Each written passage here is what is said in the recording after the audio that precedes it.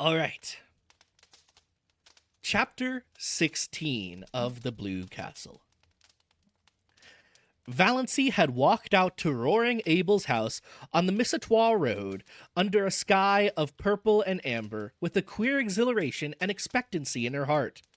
Back there, behind her, her mother and Cousin Stickles were crying. Over themselves, but not her. But here the wind was in her face, soft, dew-wet, cool, blowing along the grassy roads. Oh, she loved the wind. The robins were whistling sleepily in the firs among the way, and the moist air was fragrant with the tang of balsam. Big cars went purring past in the violet dusk. The stream of summer tourists to Muskoka had already begun, but Valency did not envy any of their occupants. Muskoka cottages might be charming, but beyond, in the sunset skies, among the spires of the firs, her blue castle towered. She brushed the old years and habits and inhibitions away from her like dead leaves. Thank you for the follow, Admiral. She would not be littered with them. Roaring Abel's rambling, tumble-down old house was situated about 3 miles from the village, on the very edge of Upback, as the sparsely settled, hilly, wooded country around Missatois was called vernacularly. I'm falling all over my lips today. You're currently reading Wuthering Heights? Good choices, good choices. We're making good choices out here, chat. It did not, it must be confessed, look much like a blue castle. It had once been a snug place, enough in the days when Abel Gay had been young and prosperous, and the punning arch sign over the gate, A. Gay, Carpenter, had been fine and freshly painted. Now it was a faded, dreary old place, with a leprous patched roof and shutters hanging askew. Abel never seemed to do any carpenter jobs about his own house. It had a listless air, as if tired of life. There was a dwindling grove of ragged, crone-like old spruces behind it. The garden, which Cissy had used to keep neat and pretty, had run wild. On 2 sides of the house were fields full of nothing but mulleins.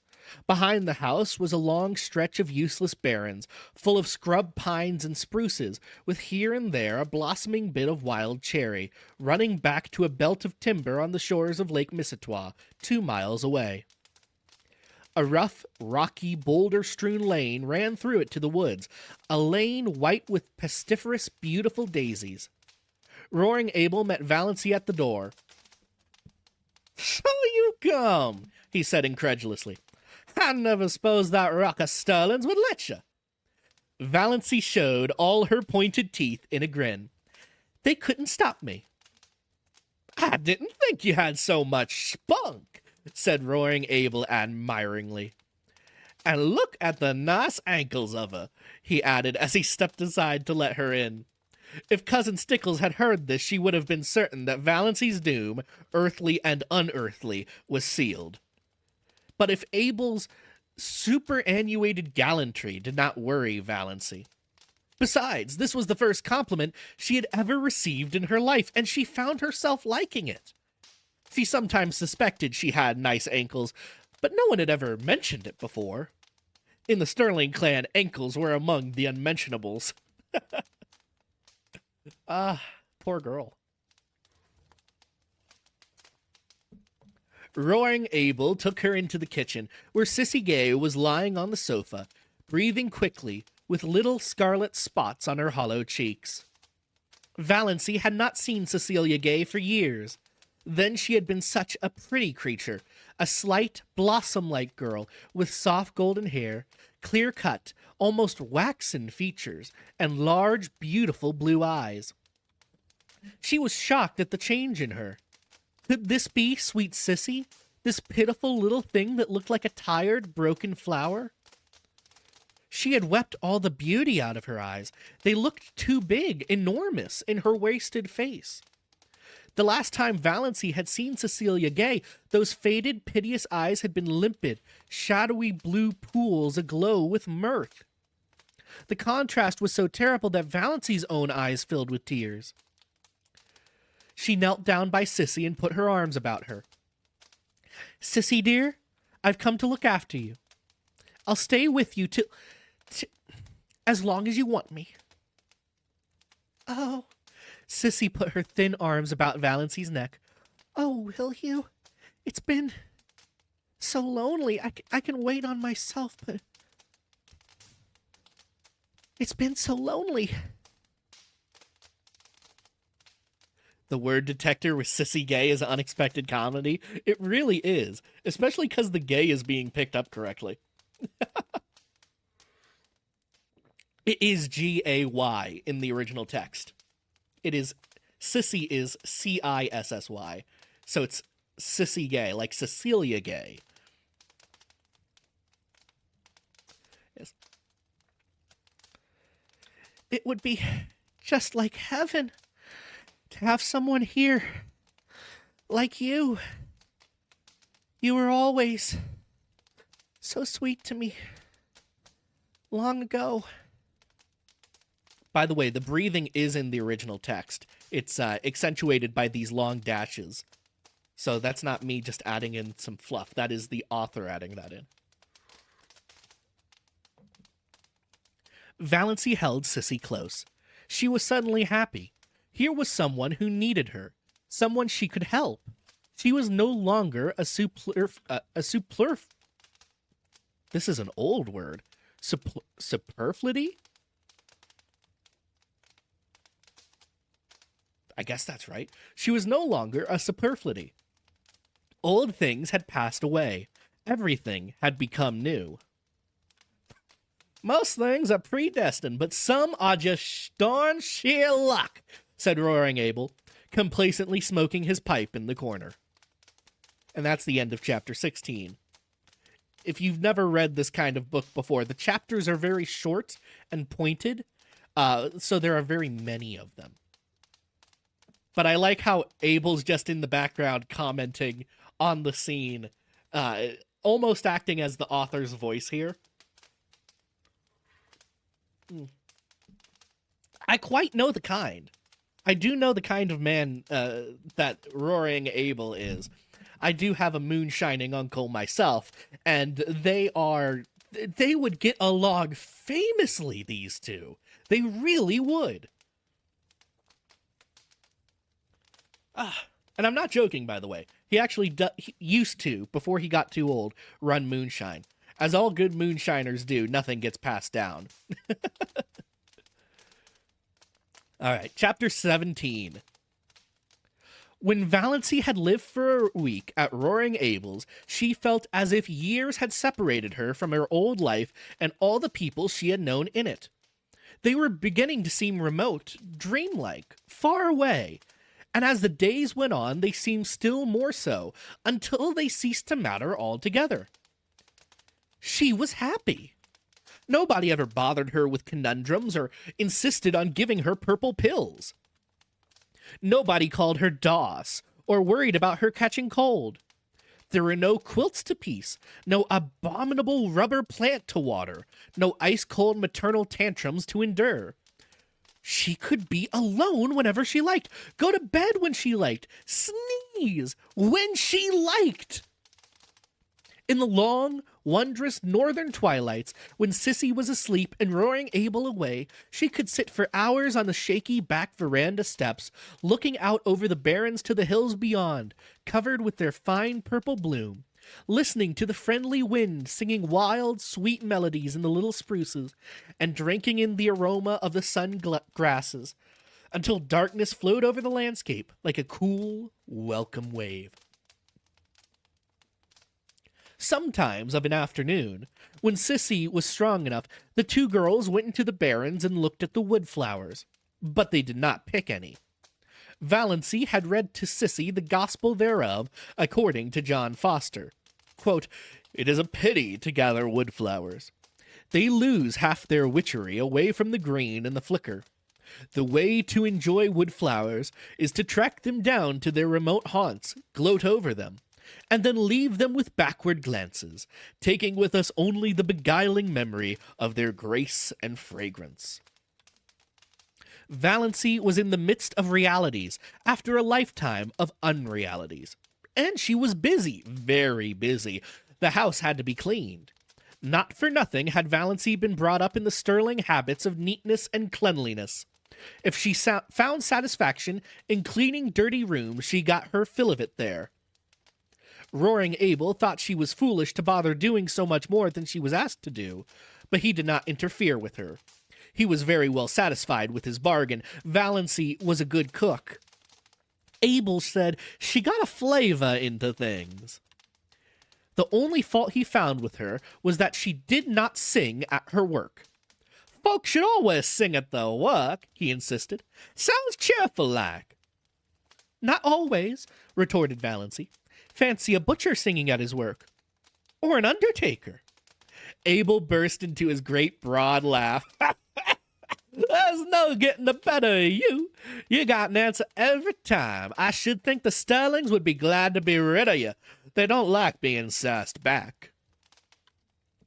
So much hate, at least whistle sing?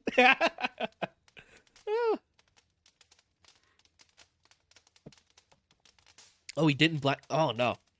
No. You see, my back home, we know better than to blind ourselves on our own moonshine. Someone else can blind themselves. We're not going to. During the day, Abel was generally away from home. If not working, then shooting or fishing with Barney Snaith. He generally came home at nights, always very late, and often very drunk. The first night they heard him come howling into the yard, Cissy had told Valency not to be afraid. Father never does anything. He just makes a noise. Valency, lying on the sofa in Cissy's room where she had elected to sleep, lest Cissy need attention in the night. Cissy would have never called her, was not at all afraid, and said so. By the time Abel had got his horses put away, the roaring stage had passed, and he was in his room at the end of the hall, crying and praying. Valency could still hear his dismal moans when she went calmly to sleep. For most part, Abel was a good-natured creature, but occasionally he did have a temper. Once Valency asked him coolly, "What is the use of getting in such a raise?" "Oh, well, it's a damned relief," said Abel. In the original text, damned is censored, just the D and another D. They both burst out laughing together. "You're a great little sport," said Abel admiringly. "Don't mind my bad French. I don't mean a thing by it. Just habit. Say, I like a woman that ain't afraid to speak up to me. Sis there was always too meek. That's why she got adrift. I like you." "All the same," said Valency determinedly, "there is no use in sending things to hell as you're always doing. And I'm not going to have you tracking mud all over the floor I've just scrubbed. You must use the scraper, whether you consign it to perdition or not."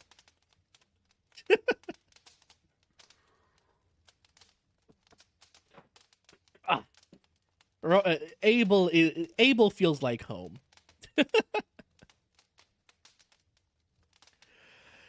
Cissy loved the cleanness and neatness. She had kept it so, too, until her strength failed. She was very pitifully happy because she had Valency with her. It had been so terrible, you see. The long, lonely days and nights with no companionship, save those dreadful old women who came to work. Cissy had hated and feared them. She clung to Valency like a child. There was no doubt that Cissy was dying. Yet at the same time, did she seem alarmingly ill. She did not even cough a great deal. Most days she was able to get up and dress, sometimes even to work about in the garden or the barrens for an hour or two. For a few weeks after Valency's coming, she seemed so much better that Valency began to hope she might get well. But Cissy shook her head. "No, I can't get well. My lungs are almost gone. And I don't want to. I'm so tired, Valency. Only dying can rest me. But it's lovely to have you here. You'll never know how much it means to me." But Valency, you work too hard. You don't need to. Father only wants his meals cooked. I don't think you're so strong yourself. You turn so pale sometime. And those drops you take, are you well, dear?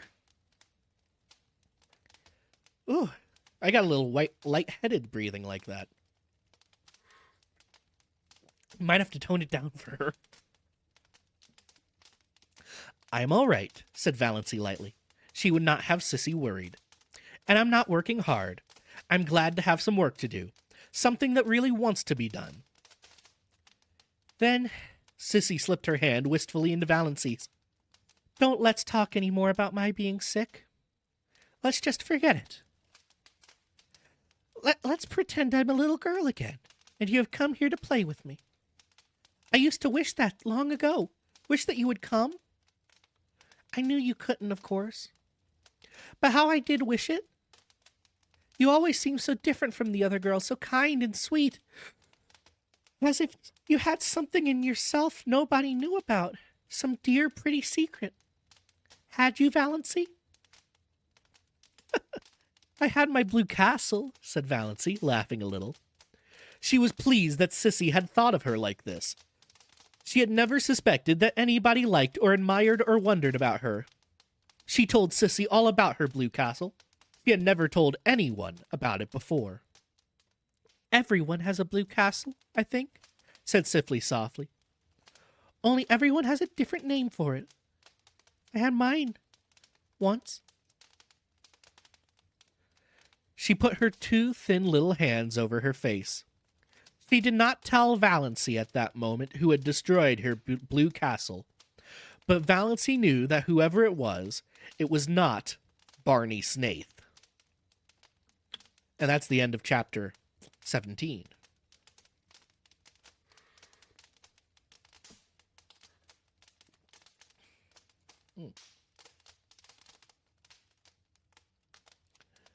Yeah, that's lung cancer. All that is lung cancer. I don't know what else it could be here.